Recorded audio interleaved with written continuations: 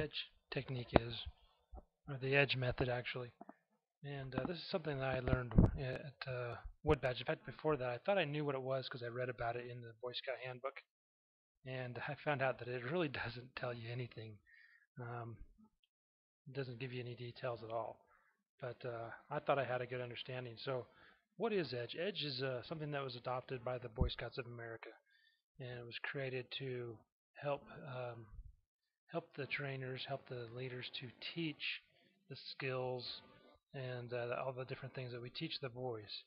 And so, why do we use the Edge? Well, there's several reasons or several different ways that um, different leaders teach or train, and there are several different ways that people learn.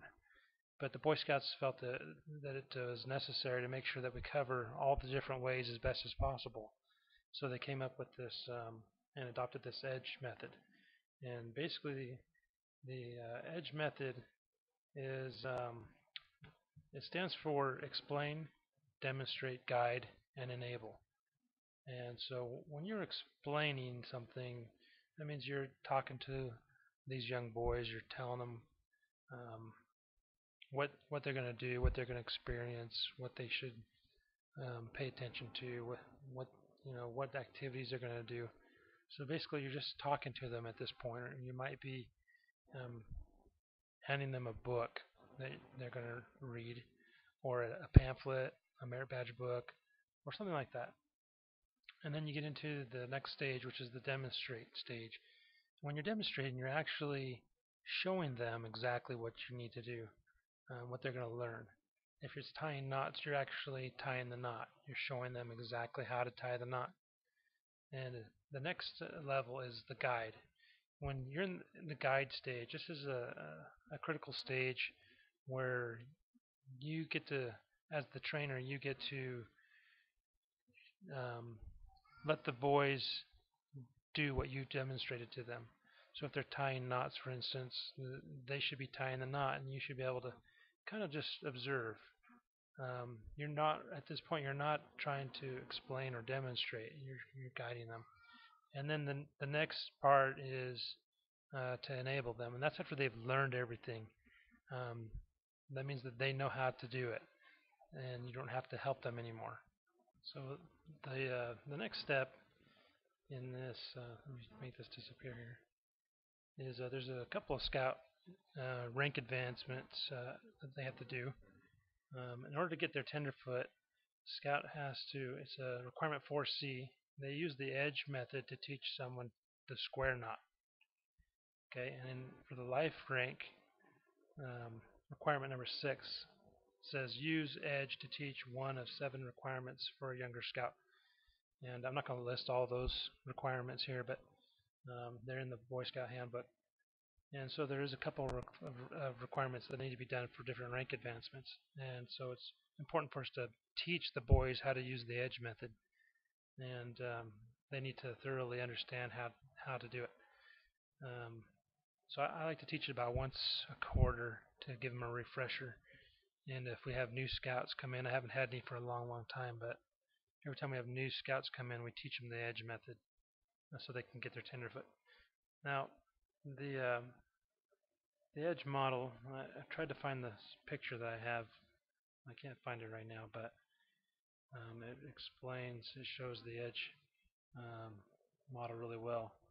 But just imagine having, maybe I give you some flour and sugar and some water and some salt and some baking powder and some eggs, a little bit of oil, and I just give you all these different ingredients. Now, a lot of you as an adult would recognize that you could bake a cake or maybe make some pancakes or I don't know what else. But you can put these ingredients together. But I didn't give you any instructions. I didn't give you any recipe. So you have all these ingredients without a recipe. A lot of scouting programs go that way, especially at the troop level, because there's no real leadership. And that's another reason that they use this edge method to make sure that you have the recipe for the ingredients that you're given. that you're giving the boys. Um, so during this, the edge method, as you can see in this little picture down here, um, you go from left to right, E D G E, and you want to start here. You always start at explain. Whenever you're starting a new skill or a new merit badge, you start right here with explain, and then you go to demonstrate, and then you go to guide, and then you go to enable. And so what happens when if you skip a step? Let's just say, in fact, I'll give you an example of what happened. Um, I was when I was a Boy Scout. I was 16 years old. I was a senior patrol leader, and we got a new Scoutmaster, and we went on this camporee, which was an overnighter on the Friday night. You would set up your camp, and there would be a big campfire, and then the next day there'd be lots of activities, and they're all planned out. So what happened is we got there, we got to the camporee, and it started raining. And then I grew up in Washington State, where it can rain for it seems like 6 months straight. Um, it was pretty simple, or pretty often for it to rain straight 24 hours, sometimes even could be a whole week, where it just rained and rained and rained and rained. Well, this is one of those times when it just poured and poured and poured and poured, and the whole time we were there. And we had to set up camp and everything. So I told everyone, you go set up your tents. That was the first thing we did. And so we went and set up our tents, and I found a nice place. There was a bunch of ferns on the ground, and so we put our ground cloth down and then put our tent over it and spiked it down and put our stuff inside. And then it rained and rained. We went and had dinner. It was still raining, and we had the campfire. It was still raining, and so needless to say, we were kind of wet. But those of us that were prepared stayed dry. And after the campfire, we went back to our tents and we got in bed, and it rained all night long. And I was nice and cozy. Me and my um, my buddy were sleeping in the tent. I slept. That's probably the best night of sleep I ever had. I just loved the sound of the rain when it hits the tent. But and we stayed dry, and everything was great, and everything. I just loved it. Had a great night, and got up the next morning around 7 o'clock in the morning, and I went to where the breakfast area was. Now, being that I was a senior patrol leader, I was one of the oldest boys in the troop, and so I got to pick my own campsite or my own spot. It was kind of out in the middle of nowhere. There's trees everywhere, big, thick evergreen trees, and so nobody knew where where I was exactly. Um, but we went to where breakfast was, and from then on, it was not a good day. The scoutmaster was really mad at me. Um, he asked me how come I didn't help the other boys set up their tents and be prepared like I was, and because he not only did they get all wet, but the scoutmaster got wet too, and because he didn't know how to set up his tent properly. They had put the ground cloth down and they put the tent over top of it, but they left the ground cloth sticking out from under the tent. So naturally, the rain's going to hit that ground cloth and go in between the ground cloth and the tent and come in the tent. So, um, and so the scoutmaster he asked me point blank. He said, "Why didn't you help out?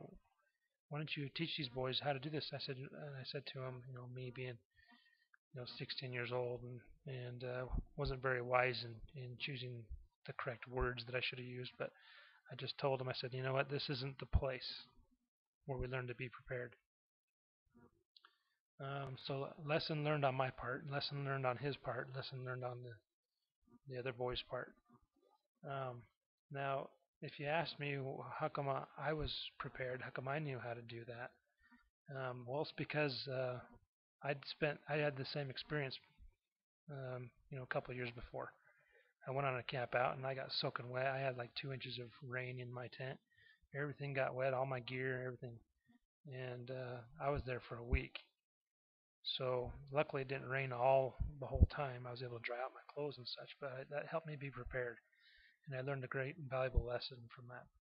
And so, with tying the edge into this story, um, the Scoutmaster tried to guide without explaining or demonstrating. He tried to guide and tried to do what he thought was enabling the Scouts, because they set up their own tents. And he didn't know what he could do to help them, but he was trying to guide them. But unfortunately, we didn't have the edge technique back then, and we didn't know that we were supposed to explain and demonstrate. We thought we could just go camping. Why not? We've done it before. So anyways, um, something you need to know is that no matter where you are with the edge, you could be in the guiding, um, on the guiding level, and you might have to go back. Don't be afraid to go back to demonstrating or even explaining.